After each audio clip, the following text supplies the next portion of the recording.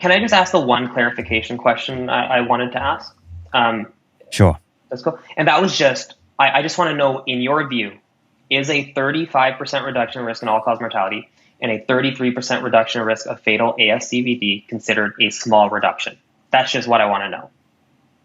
Regardless of everything else outside of that, I just want to know the answer to that question. In cardiovascular disease, yes, it's a small reduction. It's a large relative risk. It is a small reduction in a small absolute risk of death. Okay.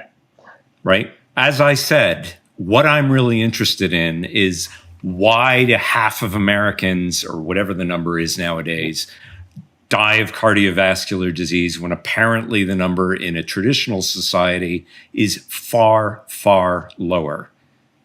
Right? So yes, that's a small reduction because most of those people are still going to die of cardiovascular disease. But they didn't hear. Like that's the thing that I don't like. I don't. Most people in the United States. Sorry, correct me if I'm wrong here, but isn't cardiovascular disease still the leading cause of death in the United States? It is, yeah, absolutely. And if you reduce that by 33%, say. Is that going, where's it going to be? It's going to go from what, number 1 to number 3? That's still a huge death rate.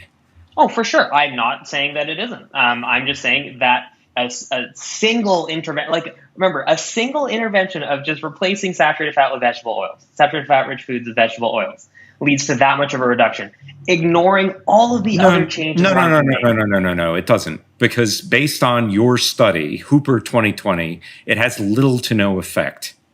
Yes, and we can talk about based on your meta-analysis, the data from the top of the pyramid that you presented, it has little to no effect. Hooper 2018, looking specifically at omega-6 fats, also says that it has little to no effect. So, Matt, you seem to do a thing here where you're cherry-picking data out of your pyramid to try and make a point. And when you see one number in a study, you glom onto it and say, oh, look, this proves my case. And yet you ignore your other references and you ignore the hierarchy of evidence that you provided so that you can try and score a point, right? Well, no. Your paper, Hooper 2020, shows that replacing saturated fat with polyunsaturated fat has little to no effect on low quality evidence, if I remember correctly. So turning around and claiming, oh, this is going to do it. All we need to do is increase seed oils and we'll reduce heart disease by 30%. There's no evidence for that. There's no evidence based on what you've presented. Well, saying there's no evidence is false because I just showed evidence of that. So like that. Meta-analysis. You can't prove it based on one study. We agree about that. That was your pyramid that you showed. Sure. I agree. Just quickly, guys. And this was your opening. This was your opening paper. Yeah, guys. absolutely. Let's just try and keep this respectful. But